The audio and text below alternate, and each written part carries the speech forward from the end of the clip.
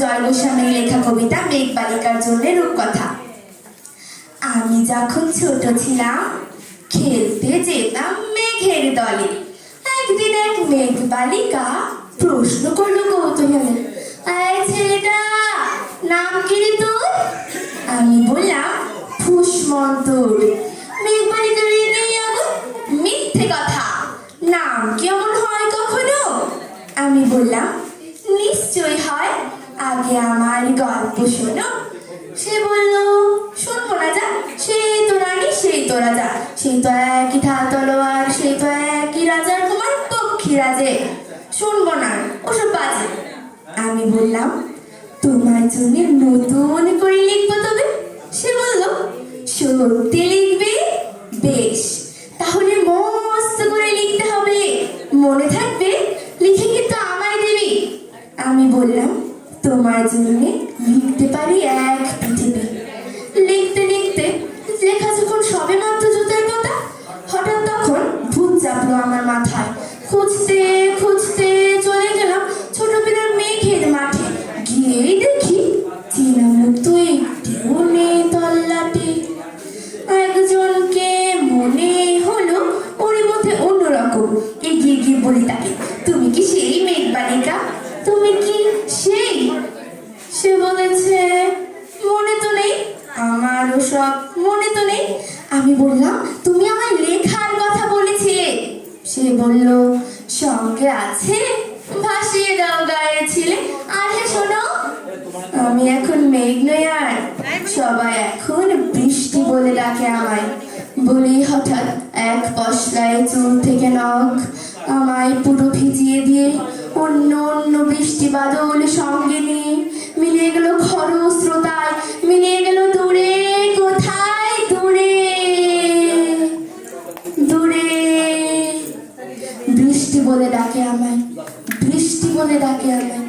আপন মনে বলতে বলতে আমি কেবল বসে রইলাম, ভেজা একশা কাপড় জামায় গাছের তলায় বসে রইলাম।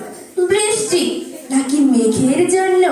এমন সময় অন্য একটি বৃষ্টি আমায় চিনতে পেরে বলল, তাতে মন খারাপের কি হয়েছে?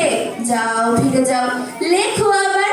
এখন পুরো বর্ষা চলছে, তাই আমরা সবাই এখন নানান দেশে ভীষণ ব্যস্ত। তুমিও যাও, মন দাওকে তোমার কাজে। বর্ষা থেকে ফিরে আমরা নিজেই যাব তোমার কাছে। এক পৃথিবী লিখবো আমি, এক পৃথিবী লিখবো বলে ঘর ছেড়ে সেই বেরিয়ে গেলাম। ঘর ছেড়ে সেই ঘর বাঁধলাম গহন বলে। সঙ্গে শুধু কাগজ কলম, একাই থাকবো, একাই দুটো ফুটিয়ে খাবো। দু এক মুঠো ধুলো বালি, যখন যারা আসবে মনে তাদের লিখবো, লিখেই যাব। এক পৃথিবীর 100 রকম স্বপ্ন দেখার, সাথে থাকবে যেরূপ কথা সেরূপ কথা আমার একার। ঘর গুজে দিন লিখতে লিখতে, ঘর গুজে রাত লিখতে লিখতে, মুছেছে দিন, মুছেছে রাত। যখন আমার লেখার অসাধ হলো, মনে পড়লো সাল কি তারিখ, বছর কি মাস, সেসব এসব আর ধরিনি। লেখার দিকে তাকিয়ে দেখি এক পৃথিবী লিখবো বলে একটা খাতাও শেষ করিনি। সঙ্গে সঙ্গে ঝমঝমিয়ে বৃষ্টি এলো খাতার উপর, আজীবনের লেখার উপর। বৃষ্টি এলো এই অরণ্যে, বাইরে তখন গাছের নিচে নাচছে ময়ূর আনন্দিত। এ গাছ ও গাছ উড়ছে পাখি, বলছে পাখি, এই অরণ্যে কবির জন্যে আমরা থাকি। বলছে ওরা, কবির জন্যে আমরা কোথাও, আমরা কোথাও, আমরা কোথাও হার মানিনি। কবি তখন কুটির থেকে তাকিয়ে আছে অনেক দূরে, বনের পরে, মাঠের পরে, নদীর পরে, সেই যেখানে সারা জীবন বৃষ্টি পড়ে, বৃষ্টি পড়ে, সেই যেখানে কেউ যায়নি, কেউ যায় না কোনো দিনই। আজকে কবি দেখতে পাচ্ছি সেই দেশে সেই ঝর্ণা তলায় এদিক ওদিক ছুটে বেড়ায় সোনায় মোড়া মেঘ হরিণী।